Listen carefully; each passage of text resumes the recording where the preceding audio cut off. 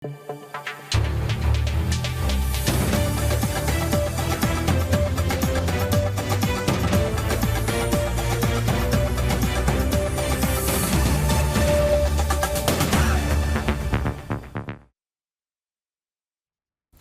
দর্শক, আমি তাজওয়ার মাহমিদ স্বাগত জানাচ্ছি আজকের সম্পাদকীয়তে। আওয়ামী লীগকে নিষিদ্ধের দাবি আগেই জানিয়েছিল বিএনপি, তখন সিদ্ধান্ত নিলে সরকারকে বিব্রতকর পরিস্থিতিতে পড়তে হতো না বলে মনে করছে বিএনপি। এদিকে জামায়াতের আমির বলেছেন, রাজনৈতিক দলগুলোর সঙ্গে আলোচনা করে আওয়ামী লীগ নিষিদ্ধের সিদ্ধান্ত নিলে ভালো হতো। এদিকে আজও আওয়ামী লীগকে স্থায়ীভাবে নিষিদ্ধ করা সহ 3 দফা দাবিতে শাহবাগ অবরোধ করেছেন জুলাই আন্দোলনে আহতদের একটি অংশ। প্রাসঙ্গিক বিষয় নিয়ে আজকের সম্পাদকীয় আওয়ামী লীগ নিষিদ্ধে দেরি প্রশ্নবোধক চিহ্ন। আর এ নিয়ে আলোচনার জন্য আমাদের সঙ্গে উপস্থিত আছেন হাবিবুর রহমান হাবিব, বিএনপি চেয়ারপারসনের উপদেষ্টা, এবং অনিক রায়, যুগ্ম আহ্বায়ক, জাতীয় নাগরিক পার্টি। দর্শক, আপনারা এই আলোচনায় অংশ নিতে পারেন, এজন্য আপনাদের ফোন করতে হবে টেলিভিশনে দেখানো নাম্বার, এছাড়া ফেসবুকের মাধ্যমে আপনাদের মন্তব্য পাঠাতে পারেন আমাদেরকে। আলোচনার শুরুতে জানিয়ে দেবে এখনকার প্রধান শিরোনামগুলো। আওয়ামী লীগের বিচারের দাবি আগেই জানিয়েছিল বিএনপি, আমলে নিলে তৈরি হতো না বিব্রতকর পরিস্থিতি, বললেন সালাউদ্দিন। সিদ্ধান্তকে সাধুবাদ জানালেন জামায়াত আমির। নতুন বিধান যুক্ত করে সন্ত্রাস বিরোধী অধ্যাদেশের সংশোধনীতে উপদেষ্টা পরিষদের অনুমোদন। ছোট আইন করে বড় পরিবর্তন করা সম্ভব, বললেন আইন উপদেষ্টা।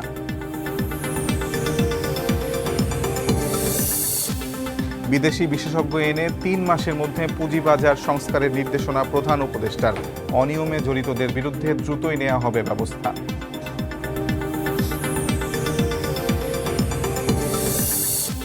তীব্র দাবদাহের পর বিভিন্ন স্থানে বৃষ্টি, 5 জেলায় বজ্রপাতে বেশ কয়েকজনের মৃত্যু। ময়মনসিংহে ঝড়ে গাছপালায় প্রাণ গেল 2 জনের।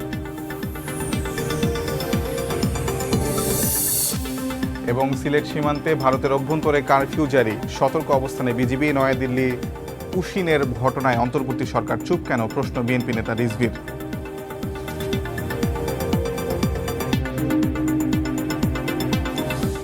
আমরা আলোচনায় আসে হাবিব ভাই, আপনাকে দিয়ে শুরু করি। সেটি হলো যে গত 2 দিন শাহবাগে আওয়ামী লীগকে নিষিদ্ধের বিষয়ে আন্দোলন হয়েছে।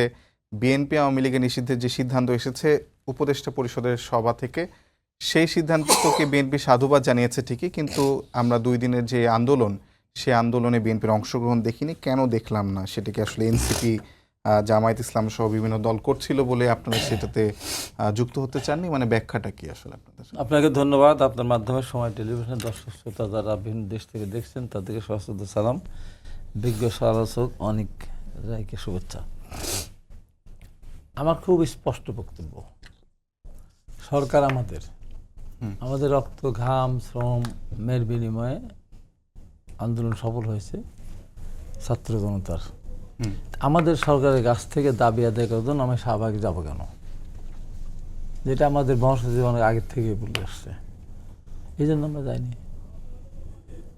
আমাদের নাও দেওয়াটা সঠিক।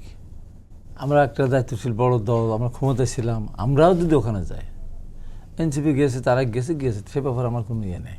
আমরা যদি দেখা যায় তাহলে এবার আন্তর্জাতিকভাবে প্রতিমন হয় কি, যে সমস্ত দল এই সরকারের কাছ থেকে দাবি আদায় করার জন্য মাঠে নেমেছে, জনদুর্ভোগ সৃষ্টি করেছে। সরকারের জন্য বিব্রত ব্যবস্থা।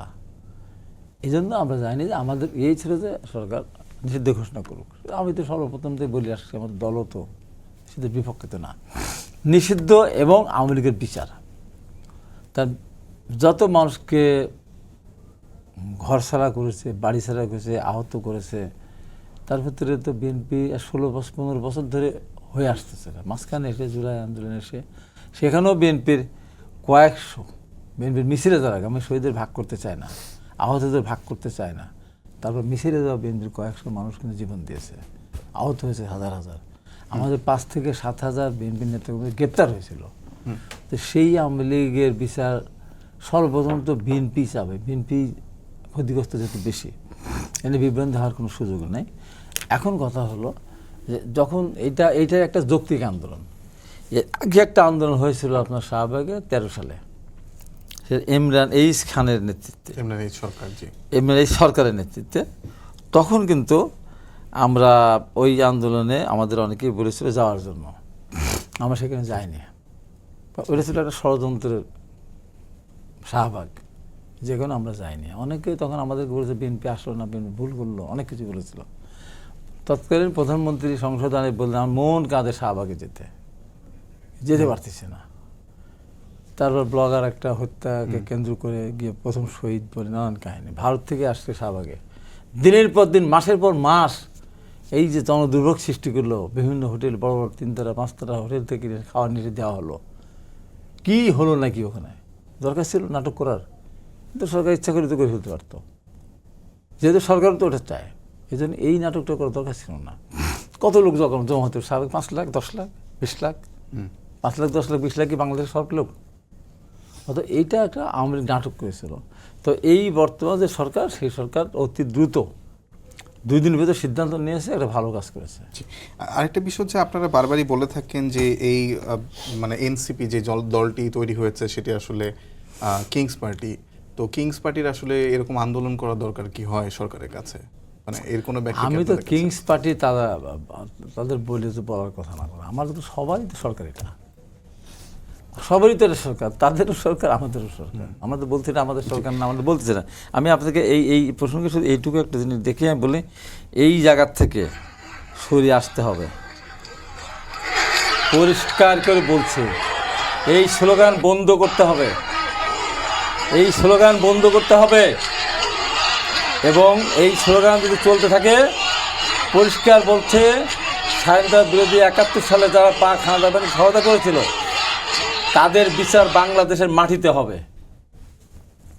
জি, অসংখ্য ধন্যবাদ। আপনি বলতে চান না, অনেকটাই আপনাদের এই স্লোগানের কথা তুললেনি যখন, সেটা দিয়ে শুরু করি। এই স্লোগান আসলে আপনারাই এনসিপি সেখানে ছিল, তাদের ডাকে আসলে এনসিপি এই স্লোগান দেয়নি। জি, এই স্লোগান দিয়েছে একটা নির্দিষ্ট দল, যাদের থেকে ডাক এসেছিল এনসিপির কাছ থেকে। এই স্লোগানটা আসলে আপত্তি আছে বিএনপির, সেটি আসলে এই স্লোগান নিয়ে আমাদেরও আপত্তি আছে। এখন যেটা হয় কি, যখন একটা মানে অনেক রকমের এলিমেন্ট যখন একটা মুভমেন্টে এসে যুক্ত হয়, যেমন হাবিব ভাই বললেন যে আওয়ামী লীগের যে বিচারের বিষয়টা, আপনি যদি লক্ষ্য করেন, আন্তর্জাতিক অপরাধ ট্রাইব্যুনালের যখন নীতিমালা ঠিক হইলো, আইন ঠিক হইলো, তখন কিন্তু দল হিসেবে যে আওয়ামী লীগের যে বিচারের যে প্রভিশন, বা দল হিসেবে কাউকে বিচারের যে প্রভিশন, সেই প্রভিশনটা কিন্তু বাতিল করা হয়েছিল, রাখা হয়নি। আমরা কিন্তু একটা লম্বা সময় ধরে গত 20-25 দিন আমরা কিন্তু ধারাবাহিকভাবে এই কথাটা বারবার বলে আসছি। এক সময় আমাদের কিন্তু আসলে রাস্তায় নামতে হলো, আমাদের বিভিন্ন কর্মসূচি নিতে হলো, আমরা ঢাকায় সমাবেশ করলাম, ঢাকার বাইরে সমাবেশ করলাম, কারণ আমাদের মনে হলো যে এটা একটা সুযোগ যে আপনি নির্বাহী আদেশে কাউকে নিষিদ্ধ করা বা এক্সিকিউটিভ পাওয়ার ইউজ করা, তার থেকে একটা বিচারিক প্রক্রিয়ার মধ্যে দিয়ে যাওয়া। কারণ আপনি যদি লক্ষ্য করেন গত 16 বছরে বা 17 বছরে আওয়ামী লীগের যদি আপনি পুরো রোডম্যাপটা দেখেন, বিশ্বজিৎ হত্যা থেকে শুরু করে কি পরিমাণ গুম, বা এই যে আজকেও আমি আশাবাদী গুম কমিশনের একজন একটা আজকে স্ট্যাটাস দিয়েছেন যে তারা যে বিভিন্ন গুম হয়ে যাওয়া মানুষের সাক্ষাৎকার নিচ্ছেন, তার যে ভয়াবহতা, মানে এক একজনের গল্পে যে ভয়াবহতা, এই ভয়াবহতা তো আপনি এটা নাজি কনসেন্ট্রেশন ক্যাম্পের মতো অবস্থা, যে একটা মানুষকে 8 মাস হাত পা বেঁধে একটা জায়গার মধ্যে ফেলে রাখা হয়েছে, সে নড়তেও পারে না, চড়তেও পারে না।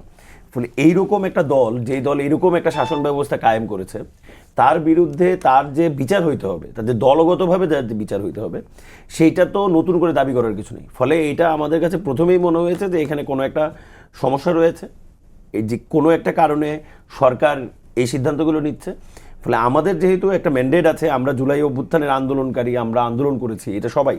ফলে আমাদের একটা কমন জায়গা হলো যে দল হিসেবে আসলে আওয়ামী লীগের বিচারটা হতে হবে, এবং এই বিচার হতে হবে ওপেন, সারা বাংলাদেশের সবার সামনে মানুষ যেন দেখতে পারে, এবং পরবর্তীতে এইরকম ফেসিজম বা এইরকম শাসন ব্যবস্থা যেন আর কেউ গড়ে তুলতে না পারে। ফলে সরকার যে 2 দিনের মধ্যে সিদ্ধান্ত নিয়েছে, এজন্য আমরা সরকারকে সাধুবাদ জানাই। এবং বিএনপি যেই বক্তব্যটা আজকে অফিসিয়ালি দিয়েছে, এটাও আমরা মনে করি যে আসলে সরকারের এই সিদ্ধান্ত নিতে এত সময় নেওয়ার কথা ছিল না, এটার জন্য আমাদের আন্দোলন করার কথা ছিল না। এটা আপনার 9 আগস্ট 10 আগস্টে নেওয়া সিদ্ধান্ত হওয়ার কথা ছিল, যে গভর্নমেন্টের প্রথম নির্বাহী সিদ্ধান্ত এটা হওয়ার কথা ছিল।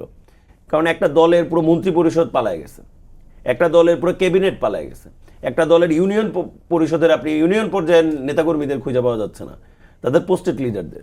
এমন একটা অবস্থা বাইতুল মুকররমের খতিব পর্যন্ত পালাইছে। ফলে এইরকম একটা দল, এবং যে ব্রুটালিটি তারা, মানে 16 বছরের ব্রুটালিটিটা রানিং ব্রুটালিটি, কিন্তু যে শেষ কয়েকদিন যেভাবে তারা আইন শৃঙ্খলা বাহিনীকে ব্যবহার করেছে, যেভাবে তারা তাদের দলীয় ক্যাডারদেরকে ব্যবহার করেছে মানুষ মারার জন্য, এবং ওপেনলি ডিক্লেয়ার করে মানুষ মারা। ফলে এটা তো গভর্নমেন্টের একদম প্রথম দিককার নির্বাহী আদেশের একটা হওয়ার কথা ছিল যে বিচার হওয়ার আগ পর্যন্ত এই দলটা সকল প্রকার কার্যক্রম নিষিদ্ধ থাকবে, কিন্তু সেইটা করাইতে আমাদের 9 মাস পরে রাস্তায় নামতে হলো। এটা আমাদের জন্য প্রথমত আসলে একটা হতাশার, যে এটা কেন হবে, এটা আরো আগে হওয়ার কথা ছিল। তো একটা প্রশ্ন যদি করি সেটা হলো যে এই আন্দোলনের প্রথম ডাক আসলে হাসনাত আব্দুল্লাহ দিয়েছেন, কিন্তু আমরা জানি যে গত সেপ্টেম্বর অক্টোবর মাসে তিনি আদালতে একটি রিটও করেছিলেন আওয়ামী লীগকে নিষিদ্ধ করার জন্য, হাসনাত এবং সার্জিস দুজন গিয়ে। তখন সেটিকে কেন আসলে উইথড্র করা হলো? এটা কি আসলে কোনো পক্ষের চাপ ছিল কিনা, নাকি আপনাদের না আসলে আমার নাগরিক মনে হয় চাপ কমিটিরই না, একটা আমাদের যেটা সিদ্ধান্ত মনে হয় ছিল? আর কি ওই যে রিটটা আসলে একটু ইম্যাচিউরড ভাবে হয়ে গেছিল, ইম্যাচিউরড ভাবে হয়েছিল। ফলে মনে করেন যে আমরা তারা তাদের জায়গা থেকে করেছিল, তখন আমরা পার্টিও শুরু করি নাই, বা হাসনাত সার্জিসও তখনও আমাদের নাগরিক কমিটি যেটা ছিল সেটার সাথেও যুক্ত ছিলেন না তারা। তো সেই সময়টাতে যখন এটা হয়, আমরা আসলে প্রথম থেকেই চেয়েছি যে আওয়ামী লীগ একটি বিচারিক প্রক্রিয়ার মধ্যে দিয়ে যাক। আওয়ামী লীগের যে গত 16 বছরের যে অপরাধ, সেই অপরাধগুলো একটা মানে ফাইলে নিবন্ধিত হোক, যেন ভবিষ্যতেও মানে আজকে থেকে 10 বছর 15 বছর পরেও যখনই যার কোনো একাডেমিক পড়াশোনা করার প্রয়োজন হবে, তিনি যেন এগুলো দেখতে পারেন যে আসলে আওয়ামী লীগ গত 16 বছর 17 বছরে কি করেছে। ফলে একটি বিচারিক প্রক্রিয়ার মাধ্যমে আমরা পৃথিবীতে কিন্তু অনেক বড় বড় পার্টি নিষিদ্ধ হতে দেখেছি, বা মনে করেন শক্তিশালী পার্টিগুলোকে নিষিদ্ধ হতে দেখেছি। ফলে নির্বাহী আদেশে কাউকে নিষিদ্ধ করা, সে কালকে আবার ফেরত আসতে পারে, কিন্তু বিচারিক পদ্ধতিতে আদালতের মাধ্যমে তার অপরাধ বের করে অপরাধের শাস্তি দেওয়া, এটা একটা যুগান্তকারী ঘটনা হিসেবে নিশ্চয়ই বাংলাদেশে আসবে। এবং এর ফলে দেখা যাবে অন্য যে কোনো রাজনৈতিক দলই ক্ষমতায় যাওয়ার চেষ্টা করবে, ক্ষমতায় যাওয়ার জন্য প্ল্যান করবে, অনেক কিছুই করবে, কিন্তু এইরকম একটা শাসন ব্যবস্থা তৈরি করার ব্যাপারে কেউ হয়তো বা সেই সাহসটা করবে না। জি, অসংখ্য ধন্যবাদ। হাবিব ভাই, যে আন্দোলন এবং আজকেও শাহবাগে অনেকে জড়ো হয়েছিলেন, সেখানে আহত পরিবারের সদস্যরা এবং আহতরাও সেখানে আন্দোলন করেছেন, এবং তাদের একটি দাবি, সেটা হলো জুলাই যে ঘোষণাপত্র সেটি আসলে দ্রুত দিতে হবে। এটি আসলে 1 ঘন্টার 10 দিনের বিষয়, এত দিন সরকার কেন ডিলে করছে সেটি তাদের প্রশ্ন আছে, এবং সরকারও বলেছে যে 30 দিনের মধ্যে জুলাই ঘোষণাপত্র দিতে হবে। আপনারা আসলে এর আগেও যখন ডিসেম্বরের 31 তারিখ জুলাই ঘোষণাপত্র দেওয়ার জন্য তারা একটি আন্দোলন করেছিল, তখন আমরা শুনেছি যে বিএনপির সেখানে আপত্তির কারণে সেটি হয়নি। এবার যে কি 30 দিনের মধ্যে সম্ভব কিনা, বিএনপি কতটুকু একমত হতে পেরেছে? আমি আপনার প্রশ্নটাকে 2 ভাগে উত্তরটা দেব। প্রথম ভাগটা হলো যে অনেক যেটা বলল, যে কথা আমাদের প্রথম থেকেই ছিল, এতদিন দরকার ছিল না, শাহবাগে যাওয়ার দরকার ছিল না, সরকার নিজে স্বপ্নিত হয়ে এটা করা হয়েছে, এটা ফ্যাসিস্ট দল প্রমাণিত হয়েছে।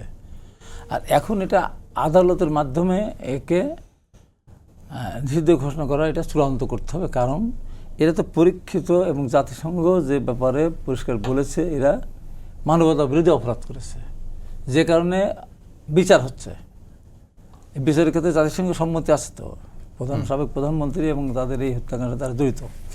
সেই দলকে নিষিদ্ধ ঘোষণা আদালতের মাধ্যমে করাটা কঠিন না, তো ইজিলি করতে হয়। তার জন্য মানে আমাদের জনগণ নিয়ে রাস্তা অবরোধ করার দরকার ছিল না, যেটা সে বললো, আমি তার সাথে একমত, বা আমি আগেই এটা বলেছি। দ্বিতীয়ত কথা, এখন এই যে নিষিদ্ধ সাময়িক না, আমেরিকার আবার সাময়িক আর অসাময়িক কী আছে, চূড়ান্তভাবেই তাদেরকে নিষিদ্ধ ঘোষণা করতে হবে। যে অপরাধ তারা করেছে, শুধু কি তারা মানুষ হত্যা করেছে? এই দেশের নৈতিকতা মানে বিসর্জন দেওয়ার জন্য মানুষকে এমন কোনো সেক্টর নাই যে সেক্টরকে সুস্থ রেখেছে। সেনাবাহিনীকে ঠিকাদার বানিয়েছে, আপনার এসপি, ডিসি, ইউনো, আপনার বিভিন্ন ব্যাংকের বিভিন্ন যারা চাকরি করেন তাদেরকে ভোট কেন্দ্রে 100% ভোট দেখাতে বাধ্য করেছে। 100% ভোট কোনো কাস্ট হয় না। এই যে মিথ্যামিথি যে সমস্ত আপনার ধরেন, এই যে ব্যবসা বাণিজ্যের ক্ষেত্রে 3 টাকা দিনে 30 টাকা, 3000 টাকা দিনে 30 লাখ টাকা, এই যে সমস্ত ঘটনা ঘটিয়েছে, মানে এমন কোনো জায়গা নাই যেখানে নৈতিকতা অবক্ষয় হয়নি। এবং নিজেরা অন্যায় করেছে, অন্যদেরকে অন্যায় করতে সহায়তা করেছে, যেন ওরা যেন আমাদের অন্যায় বিরুদ্ধে কথা না বলে, এইভাবে করেছে। অতএব এই হলো আমার প্রথম কথা। দ্বিতীয় ধাপে জুলাই ঘোষণার কথা ব্যাপারে আমার বুঝে শুনে আমাকে বলতে হবে, কারণ জুলাইয়ের মধ্যে শুধু জুলাই না, এই জুলাই আজ থেকে আপনার ওইদিকে আপনার 52 গেছে, 62 গেছে, 69 গেছে, 70, 71 এবং 90কে বাদ দিতে হবে না।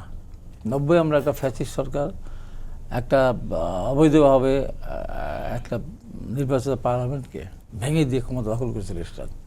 তার বিরুদ্ধে আমরা কিন্তু যেদিন এরশাদ ক্ষমতা দখল করলো 24শে মার্চ, ওই দিনই কিন্তু ঢাকা বৈশাল মিছিল হয়েছে সামরিক শাসনের বিরুদ্ধে। তার 25শে মার্চ হয়েছে, 26শে মার্চ সাভার স্মৃতিসৌধে সেখানে স্বাভাবিকভাবেই বিএনপি সেখানে যেতে পারেনি, না যাটাই স্বাভাবিক, যেহেতু আগের দিন একদিন আগে তারা ক্ষমতাচ্যুত হয়েছে।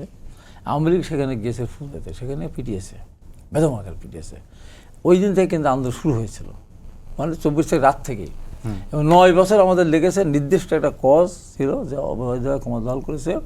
তারপরে শিক্ষা আন্দোলন, মাঝখানে শিক্ষানীতি, আরও যে সমস্তগুলি আছে, বিশেষ পরীক্ষা বন্ধ হয়ে গেছিলো, চাকরির বয়স বাড়ানোর জন্য, এসব পরে আমরা যোগ করেছি। 9 বছর পরে স্বৈরাচার শিক্ষা উৎখাত করেছে। সেই উৎখাত করতে গিয়ে কিন্তু অনেক মানুষ জীবন দিয়েছে। আজকে যেমন শহীদ আবু সাইদ, সারা পৃথিবীর কাছে আবু সাইদ কিন্তু একটা হিরো, নিজের জীবন বুক পেতে দিয়েছে, এবং একটা বিশ্ববিদ্যালয় ইংলিশের একটা ছাত্র, বাবা মা খুব সচ্ছল পরিবারের না, তারপরেও কিন্তু সে সামনে বুক চিতিয়ে দিয়েছিল। ঠিক অশিক্ষিত একটা মানুষ জীবনে লেখাপড়া যে করে নেয়, টেম্পো চালক, তখন তো স্কুটার চালক নূর হোসেন, তার নিজের বুক এবং পিঠকে পোস্টার করেছিল, নিজের স্বরচিত কবিতা স্বৈরাচার নিপাত যাক, গণতন্ত্র মুক্তি পাক। তো এই আন্দোলন, এই 87 আন্দোলন, 88, 89, 90, ডাক্তার মিলন, জিহাদ, বিভিন্ন পর্যায়ে সেলিম দুলার, আমি তো সেলিম দুলার সাথে আমি টাকে তোলা পৃষ্ঠ হয়েছিলাম, তারা শহীদ হলো।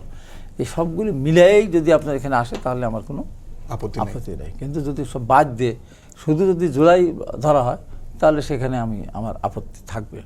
এবং এখানে এক কাজে সেটা হলো যে সবাই মিলেই এই জুলাই তো আমরা সবাই ছিলাম, বিএনপি ছিল, আন্দোলন সবাই ছিল, সেইটা আমরা সেই সনদটা আমি করতে চাই যে আমরা অঙ্গীকার করব যে আমরা ভবিষ্যতে স্বৈর শাসক হিসাবে যদি আবির্ভূত না পারে, যে সেখানে আমরা যে 31 দফা, আমরা যখন বাংলাদেশের সরকার পরিবর্তন চিন্তা কেউ করেনি, সংস্কারের কথাও যখন চিন্তা করে না, তখন আমরা 31 দফা দিয়েছিলাম। সেই সংক্ষেপে এক কথায় বলি, সেই 4টে, প্রথমত পরপর 2বার প্রধানমন্ত্রী হতে পারবে না, প্রধানমন্ত্রী রাষ্ট্রপতির ক্ষমতার ভারসাম্য, এবং 5 বছর পর পর তত্ত্বাবধায়ক নিরপেক্ষ সরকারের অধীনে নির্বাচন হবে, এরপরে সরাসরি হওয়ার আর কোনো সুযোগ থাকবে না। অনেকটাই জুলাই চার্টার বা জুলাই ঘোষণাপত্র যেটি বলেন না কেন, সেখানে অনেকগুলো বিষয়ে মানে 52 থেকে শুরু করে 90 হয়ে তারপরে 24-এ আসার কথা বলা হয়েছে। এই বিষয়গুলো তো নিশ্চয়ই আপনারা মাথায় রাখবেন জুলাই ঘোষণাপত্রে, এটি একটু ছোট্ট করে বলবেন। আমাদের মূলত জুলাই ঘোষণাপত্র নিয়ে যে প্ল্যানটা ছিল, যে আমরা আসলে একটা কারণ ব্যাখ্যা করতে চাচ্ছিলাম যে কেন আসলে জুলাই সংগঠিত হলো। আমরা, ভাই যেটা বলছেন, আমরা আমাদের যে ঐতিহাসিক লড়াইগুলো, সেই সব ঐতিহাসিক লড়াইগুলোকে স্মরণ করে এই যে প্রেক্ষাপট, এই যে আওয়ামী লীগের যে 16 বছরের যে রাজনীতি, এর মধ্যে গুম, লুটপাট, আপনারা মনে করেন আয়নাঘরের মতো ঘটনা, বেশ কয়েকটা গণহত্যা চাপিয়ে দেওয়া দেশের মানুষের উপর, বা মনে করেন বিরোধী দলীয় কর্মীদের উপর যেভাবে নির্যাতন এবং যেভাবে আটক, বা মনে করেন বাক স্বাধীনতার হরণ, বা আপনার একটা রাজনৈতিক কর্মসূচি করতে দেওয়া হয়নি বিভিন্ন রাজনৈতিক দলকে বিভিন্ন সময়ে, এই যে একটা প্রেক্ষাপট, একটা একবারে সাধারণ মানুষ থেকে শুরু করে একটা মানে যে কোনো স্তরের মানুষ আসলে গত 16 বছরে আওয়ামী লীগের এই যে রাজনীতি বা আওয়ামী লীগের যে শাসন কাঠামো, সেটার জন্য আসলে সাফারার হয়েছে। ফলে সেই সাফারিংসটাকে আসলে উল্লেখ করতে চেয়েছি আমরা।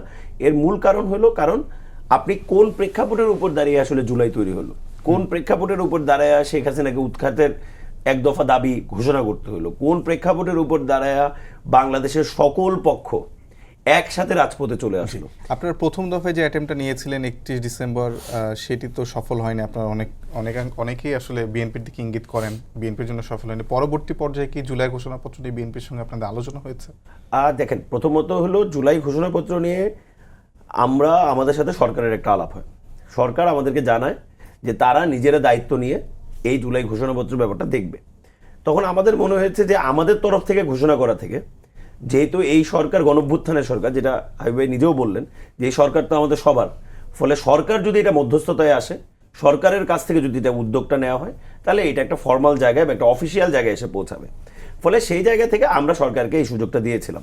কিন্তু সেই সময় আমরা দেখেছি, আমার মনে হয় যেটা আসলে অনেক রাজনৈতিক দলই এক প্রকার মানে অদেখার একটা ভয় থাকে না, এরকম একটা ভয়ের মধ্যে আবদ্ধ হয়ে গেছিল যে ছাত্ররা না জানি কি একটা করে ফেলায়, মানে ওরা কি জানি একটা ঘোষণা করে ফেলায়। ফলে আমার মনে হয় যে সেই জায়গা থেকে আমার মনে হয় অনেকখানি সময় আমরা পার করছি। বিএনপি, যেটা হাবিব ভাইও বললেন, একটা দায়িত্বশীল জায়গা থেকে জিনিসটাকে দেখবেন। আমরা মনে করি যে জুলাই যে অভ্যুত্থান, সেই অভ্যুত্থানে যদি আপনি হিস্ট্রি দেখেন, বাংলাদেশের বলতে গেলে সবচেয়ে মানে শক্তিশালী স্বৈরশাসক বা শক্তিশালী সরকারের পতন কিন্তু আসলে জুলাই হয়েছে। আপনি যদি লক্ষ্য করেন, বিএনপি ক্রমাগত 16 বছর ধরে লড়াই করে যাচ্ছে, বিভিন্ন শ্রেণী পেশার বিভিন্ন রাজনৈতিক দল, ছোট হোক বড় হোক, তারা কিন্তু ক্রমাগত এই সরকারের বিরুদ্ধে গিয়েছে। বিভিন্ন সময়ে বিভিন্ন আন্দোলন গড়ে উঠেছে, কিন্তু সেই আন্দোলনগুলোকে কিভাবে ব্রুটালি গভর্নমেন্ট আসলে অ্যাটাক করেছে, ফলে সেইটার উপর দাঁড়িয়ে যে জুলাই, ফলে আমার মনে হয় আমাদের বাংলাদেশের প্রত্যেকটা রাজনৈতিক দল এইবার যে সরকার যে উদ্যোগটার কথা বলেছে যে 30 দিনের মধ্যে ঘোষণাপত্র কর্মদিবসের মধ্যে করবে, আমার মনে হয় এইটার সাথে আমাদের প্রত্যেকটা রাজনৈতিক দল এবার নিজেরাই অ্যালাইন্ড হবেন, সবাই সবার জায়গা থেকে কন্ট্রিবিউট করবেন। আমরা সবাই মিলে নিশ্চয়ই আমাদের যে জুলাইয়ের যে আন্দোলন, সেই আন্দোলনের একটা অফিসিয়াল ডিক্লারেশন আমরা রেডি করব। আমার পরবর্তী প্রশ্ন হলো যে জামায়াত আমির বলেছেন যে সব রাজনৈতিক দলগুলোর সঙ্গে আলোচনা করে যদি আসলে আওয়ামী লীগের নিষিদ্ধের সিদ্ধান্তটা আসতো তাহলে সেটা ভালো হতো। আপনারা কি আসলে এটা মনে করেন কিনা? সেই ক্ষেত্রে আপনাদের কি তাড়াহুড়ো হয়ে গেছে কিনা যে রাজনৈতিক দলগুলোর সঙ্গে আলোচনা করার সুযোগটা আপনারা দেন? 1 ঘন্টার আলটিমেটাম দিয়ে দিয়েছিলেন, সেটাকে আপনারা কিভাবে আচ্ছা, দেখেন? প্রথমত আমরা একটা প্রথমে বলতেছি যে তাড়াহুড়া তো দূরের, এখানে অনেক দেরি হয়ে গেছে। আচ্ছা, যেটা বিএনপির সাথে হয়তো বা এই জায়গায় আমাদের বক্তব্য মিলবেও যে আসলে এটা অনেক দেরি হয়ে গেছে, এটাতে তাড়াহুড়ার কিছু নাই। এক, দ্বিতীয়ত হলো জামাতের আমির যে কথাটা বলেছেন, এটার উত্তর আসলে জামাতকেই দিতে হবে। আমরা তো মনে করি না এটার সাথে সকল রাজনৈতিক দলের সাথে কেন বসতে হবে, সকল রাজনৈতিক দল কি এটার সাথে একমত না? সকল রাজনৈতিক দল কি আওয়ামী লীগের বিচার চায় না? নাকি তাদের হয়তোবা তাদের ভিন্ন দৃষ্টিভঙ্গি থাকতে পারে, কিন্তু আবার তারাই মনে হয় আবার সাধুবাদ জানিয়েছে। শুক্রানা প্রোগ্রামও তারা মগবাজারে প্রোগ্রামও করেছে ঘোষণার পরপর। ফলে এরকম দুই রকমের বক্তব্য আসলে এটা জামাতের কেউ হইলে তার জন্য ক্লিয়ার করাটা ইজি হবে। আমি মনে করি না আমি মনে করি না এটা কোনো তাড়াহুড়া হয়েছে। আমরা উল্টা বরঞ্চ মনে করি আরো তাড়াতাড়ি এটা হওয়া দরকার ছিল। এটা সরকারের একদম প্রথম দিককার কাজ ছিল। ফলে সরকার যে প্রথম দিককার কাজটা এটা কেন লেন্দি করলো, কেন এটাকে লেট করলো, সেইটা নিয়ে সরকারের সাথে কথা বলতে আমি এই বিষয়ে ছোট করে ভাবি ভাই আপনার কাছে শুনতে চাই যে আসলে আপনাদের সঙ্গে আলোচনা করার কি প্রয়োজনীয়তা ছিল বলে কি আপনারা মনে করেন কিনা, নাকি একেবারে ঠিকভাবে সিদ্ধান্ত নেওয়া হয়েছে? পরীক্ষিত প্রমাণিত জিনিস, একটা ফ্যাসিস্ট দল, ই করা লাগবে কেন, আলোচনা করা লাগবে কেন? কেউ কেউ বাধা দিচ্ছে, আমাকে বিরোধী বলছে যে বন্ধ করা যাবে না, এটা হলো বাড়তি কথা। যেমন আমি যদি আজকে প্রশ্ন করি জামাতের আমির, তারপর তো সম্মান রেখে বলি উনিকে প্রথমেই ঘোষণা দিলেন সব মাফ করে দিলাম। আমি তীব্র প্রতিবাদ, আপনি কে আপনি মাফ করার কে? আমাদের জীবন গেল, আমরা কম গেলাম, আহত নিয়ে আপনি মাফ করার কে? তারপর দিন উনি বললেন যে এটা মাফ করার কথা বলবে আওয়ামী লীগের কাছে নেওয়ার একটা প্রচেষ্টা। অনেক জায়গাতেই আমাতে অনেকে জয়েন করেছে আওয়ামী লীগের লোকজন। তো আমি যখন বললাম এটা মাফ করা, আপনি কে? পরের দিন আমার উল্টায় বললো যে আমাদের উপর অত্যাচার করেছে আওয়ামী লীগ, সেইগুলি মাফ করে দিলাম। আপনি চিন্তা করা যায়? তার কর্মীদের উপর অত্যাচার, তার দলের আমির, সাধারণ সম্পাদক, তাদেরকে ফাঁসিতে ঝুলালো, আর জামাতে আমির বলে যে আমাদের উপর যে অত্যাচার হয়েছে তার মাফ করে দিলাম। দলগত উদারতা হতে পারে, এটা উদারতা হতে পারে না। প্রথমে তো বলছিল সারা আওয়ামী লীগকে মাফ করে দিয়েছে, আমাদের হত্যা করেছে জুলাই বিপ্লবে যারা আন্দোলন শহীদ তাদের হত্যাকারীদের মাফ করে দিলাম। আমি প্রতিবাদ করলাম, ওই দিন 5 দিন ঘুরে ধরলো। আবার কালকে বলেছে কি যে স্বাধীনতা যুদ্ধের সময় আমরা অংশগ্রহণ করি নাই, আমরা এক পাকিস্তান রাখতে চেয়েছি, এটা বড় কোনো ভুল না। আরে এটা বড় কোনো ভুল না। পাকিস্তান স্বাধীনতা যুদ্ধের সময় নৃশংসতা চালালো, লক্ষ লক্ষ মানুষ মারা গেল, বাড়ি জ্বালালো, ঘর জ্বালালো, নির্যাতন হলো, ধর্ষণ করলো, আর বলো যে পাকিস্তানি এক রাখতে চেয়েছিলাম, এটা কোনো অপরাধ না। এই অপরাধ না মানে এটা মহা অপরাধ। এবং এর আগে একজন আমাদের শিবিরের না কে একজন বলেছিল যে হে আল্লাহ, যারা স্বাধীনতা যুদ্ধে মুসলমান হয়ে অংশগ্রহণ করেছে তাদেরকে মাফ করে দেন। এত বড় সাহস পায় কোথায়? শিবিরের এক পত্রিকা পায় কোথায় এ সাহস? যারা ছাত্রলীগের মধ্যে ঢুকে, যারা বিশ্ববিদ্যালয় ক্যাম্পাস স্লোগান দিয়েছে একটা শিবির দল, সকাল বেকার রাস্তা কর, ধরে ধরে জবাই কর, সেই মিছিলে অংশগ্রহণ করেছে, মধ্যস্থান করুক আর না করুক। তারপরে হঠাৎ করে বললো যে আমার ছাত্র শিবিরের প্রেসিডেন্ট, ছাত্রলীগ সেক্রেটারি। এর সে মুনাফিক আর কিছু আছে? আর কিছু আছে? আমি আদর্শ করি, বিএনপি করি, আমি ছাত্র শিবিরে ঢুকে যদি আমি সেই রাজনীতি করে আসি তাহলে আমার আদর্শ থাকলো? এই যে তাদের কথাবার্তা। এবং আমি যে জিনিসটা আপনাকে দেখালাম, এই জিনিসটা যারা বাসের কেল্লার থেকে কিন্তু এটা করা হয়েছে, এদের মাপ চাইতে হবে, মাপ চাইতে হবে এদেরকে। বিএনপি ভুয়া না, বিএনপি ভুয়া বলার অধিকার নেই। সবচেয়ে বেশি এই আন্দোলনে, যেমন এর সাথে আমি একমত। অনেক আমরা দীর্ঘদিন ধরে একটা গাছকে যদি পানি দিয়ে উপরে ফেলতে হয়, অনেক দিন দিতে দিতে দিতে তারপর সবাই মিলে ধাক্কা দিলে উপরে যায়। এই সরকার এত নির্যাতন অত্যাচার করেছিল বিভিন্ন সময় জনগণ, মানুষ বিক্ষুব্ধ, মানুষ মানে সরকারের বিরুদ্ধে এমন পর্যায়ে চলে গিয়েছিল, সাধারণ মানুষ পর্যন্ত দ্রব্যমূল্য ঊর্ধ্বগতি সব মিলিয়ে তখন বৈষম্য বিরোধী ছাত্ররা আন্দোলন নেমেছে, সবাই মিলে আমার মনে হয় এইটাই হলো সুযোগ। আচ্ছা শেষ করতে হাবিব হবে। ভাই এখন ছোট্ট একটা এখানে প্রশ্নের গেছে বিষয় বলি আপনাদের BNP তারপর কি বলে তারা প্রথম স্লোগান বানালো, নৌকা ধানের শীষ দুই সবের একই বেশ। আমি আপনাকে একটা বলেছিলাম, ছোট্ট প্রশ্ন এই করি এর স্লোগান মাঝখানে যে দিবে, সেটি এই হলো স্লোগান যে যে দিবে তার জিব্বাটা কেটে কুত্তা দিয়ে খাওয়াই দেওয়া লাগবে। বিএনপি এর নৌকা ধানের শীষের নৌকা এক না, বিএনপি জীবন দিয়েছে, আর হলো আওয়ামী লীগ নৌকা ওরা মানুষকে হত্যা করেছে। জি, আমি একটা ছোট প্রশ্ন করি, সেটা হলো যে সম্প্রতি সম্ভবত রুহুল কবির রিজভী আপনাদের দলেরই সিনিয়র নেতা, তিনিও কিন্তু বলেছেন যে যারা ভালো আওয়ামী লীগ তারা রাজনীতি করতে পারে। এই বিষয়ে আপনার কোনো এটা আমার তীব্র প্রতিবাদ আমি জানিয়েছি, এবং উনি নিজেও এখান থেকে সরে গেছে। আমার ভালো আওয়ামী লীগ কীভাবে হয়? ড্রেনের ভিতরে কি ভালো পানি থাকে? ড্রেন প্রবাহিত, তারপর লাখ সাবান দিয়ে গ্রহণ করেন, আর কারো লীগ সাবান দিয়ে গ্রহণ করেন, গা পরিষ্কার হবে না। আওয়ামী লীগ যারা করেছে শেষ দিন পর্যন্ত বলে, যখন আবু সাইদ যখন শহীদ হলো, আওয়ামী লীগ ভালো কি বলেছে যে এটা ঠিক হয়নি? প্রধানমন্ত্রী এই যে ছাত্রদের নির্বিচার গুলি করলো, হেলিকপ্টার গানটিপ দিয়ে গুলি করলো, এই আওয়ামী লীগের, এই ভালো আওয়ামী লীগ, এই শুধু শুদ্ধ আওয়ামী লীগ, তারাকে বলেছে এটা ঠিক হচ্ছে না, এই সাংবাদিকরা বলেছে এটা ঠিক হচ্ছে না। আজকে অনেক সাংবাদিক জেলে নিয়ে গেছে, মায়া কান্না করেছে অনেকেই, এরা হত্যা এদের হত্যা মামলা, আরে হত্যা যখন হয়তো সমর্থন করেছে, উস্কেছে ওরা। অসংখ্য ধন্যবাদ। আমি অনেকেরই আপনার কাছে এই প্রশ্নটা করতে চাই, সেটা হলো যে নির্বাহী আদেশে নিষিদ্ধ করার পাশাপাশি আপনারা বিচারিক প্রক্রিয়া নিষিদ্ধেরও কথা বলেছেন। বাংলাদেশে সাংবিধানিকভাবে নিষিদ্ধ এমন রাজনৈতিক দলও পরবর্তীতে ফিরে এসেছে, এটাও কিন্তু আছে। তা আপনাদের কি কোনো ধরনের আশঙ্কা আছে কিনা যে আবারও ফিরতে পারে? সেক্ষেত্রে আসলে আওয়ামী লীগকে একেবারে যেন না ফিরতে পারে, সেই ধরনের কোনো পরিকল্পনা আপনাদের আছে? আপনি দেখেন, বাংলাদেশে আসলে যারা নিষিদ্ধ হওয়ার পরে ফিরে এসেছে তারা কিন্তু কেউ বিচারিক প্রক্রিয়ার মাধ্যমে নিষিদ্ধ হয়নি, সবগুলোই ওই যে এক্সিকিউশনাল অর্ডার, নির্বাহী আদেশ। আমরা কিন্তু এটা প্রথমেই বলেছি। ফলে সাংবিধানিকভাবে নিষিদ্ধ, তারপরে সংবিধান রদ করেও তো ফিরে এসেছে। আমি সেটা সংবিধান রদ করে, এটা তো মনে করেন যে সামনে আজকে মানে ভবিষ্যতে কি হবে না হবে তার থেকে বেশি গুরুত্বপূর্ণ হলো আমরা এখন আসলে ফাউন্ডেশনটা কিভাবে তৈরি করব। দেখেন, আমরা প্রথমেই যেটা বলার চেষ্টা করেছি যে আমাদের দাবিগুলো যদি আপনি দেখেন, আমাদের কিন্তু 2 নম্বর দাবিটাই ছিল যে আন্তর্জাতিক অপরাধ ট্রাইব্যুনালে দল হিসেবে বিচারের সুযোগ বা প্রভিশন যুক্ত করতে হবে, অন্তর্ভুক্ত করতে হবে। আমরা চেয়েছি যে আওয়ামী লীগ যে একটা দল, এই দল যে সিদ্ধান্তগুলো নিয়েছিল বিভিন্ন সময় এবং যেভাবে দেশটা পরিচালনা করেছিল, সেই সব কিছুর একটি চুলচেরা বিশ্লেষণ তৈরি করতে হবে। যেই চুলচেরা বিশ্লেষণের মাধ্যমে এই দলের পানিশমেন্ট কী হবে, এই দলের শাস্তি কী হবে, সেই সবগুলো নির্ধারণ করতে হবে। এবং এইটা হবে জনগণের সম্মুখে, জনগণের সামনে, কোনো একটা মিটিংয়ে বসে সিদ্ধান্ত না। জনগণ যেন এই বিচার প্রক্রিয়ার সাথে পার্টিসিপেট করতে পারে, এই বিচার প্রক্রিয়ায় কী হচ্ছে সেটার আপডেট যেন জনগণ প্রতিনিয়ত পেতে পারে। এবং আপনি দেখবেন যে এখন পর্যন্ত এটা কিন্তু আমাদের এক প্রকার মানে হতাশার জায়গায়, যে 9 মাস হয়ে যাওয়ার পরও আপনি মানে অনেকগুলো কমিশন হয়েছে, গুম কমিশন হয়েছে, লুটপাট নিয়ে একটি বিচারের, লুটপাটের পুরো একটা চিত্র, একটি শ্বেতপত্রও বাংলাদেশে বের হয়েছে। কিন্তু আপনি লক্ষ্য করবেন এই জিনিসগুলোর প্রচার সরকারিভাবে খুবই কম, যে আসলে লুটপাটটা কিভাবে হয়েছে, কতখানি লুটপাট হয়েছে, এই বিষয়ে কারা কারা যুক্ত ছিল। এটা এরকম না তো এই সিস্টেমে শুধু আওয়ামী লীগ একা ছিল, আওয়ামী লীগের অনেক কোলাবোরেটর ছিল, অনেক ব্যবসায়ী লেভেলে অনেক কোলাবোরেটর ছিল, ফিল্ড লেভেলে অনেক কোলাবোরেটর ছিল, যারা এগুলোর সাথে পার্টিসিপেট করেছে। সো এবং আপনি যদি মনে করেন গুমের কথা যদি আপনি চিন্তা করেন, সেখানে সরাসরি বড় বড় সেনা কর্মকর্তা বা পুলিশ কর্মকর্তাদের যুক্ত থাকার কথা রয়েছে এবং তাদের মধ্যে কয়েকজন গ্রেপ্তার হয়েছেন। ফলে এই যে একটা টোটাল সিস্টেম, এই যে একটা টোটাল মনে করেন ব্যবস্থাপনা, এই ব্যবস্থাপনাটাকে তো আপনাকে সারা বাংলাদেশের মানুষের সামনে লিপিবদ্ধভাবে এক্সপোজ করতে হবে।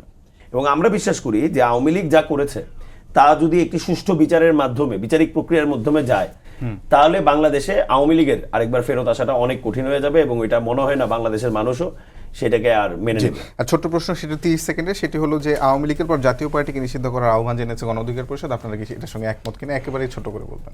এখন মনে করেন জাতীয় পার্টি এমন একটা পার্টি, এই পার্টিটা নিয়ে সিরিয়াস কোনো মন্তব্য করতেও আমাদের ইচ্ছা করে না। মানে ওটা এত সিরিয়াস পার্টি না। সকালবেলা হঠাৎ করে ইন্ডিয়া থেকে ইন্ডিয়ান পররাষ্ট্রমন্ত্রী বা পররাষ্ট্র সচিব বাংলাদেশে চলে আসলেন, আয়েশা এরশাদের সাথে দেখা করলেন, সন্ধ্যাবেলা এরশাদ ইলেকশনে চলে গেলেন। যে লাস্ট 2024-এর ইলেকশনেও কত রকমের নাটক টাটক করে ঠিকই ইলেকশনে গেল, কারণ ওই যে আমাদের বাইরের চাপ ছিল। তো যেই দল বাংলাদেশের দল হওয়া সত্ত্বেও বাইরের চাপে কাজ করে, ওই দল আসলে খুব একটা মুখ্য পলিটিক্যাল পার্টি বলে বাংলাদেশে মনে হয় না।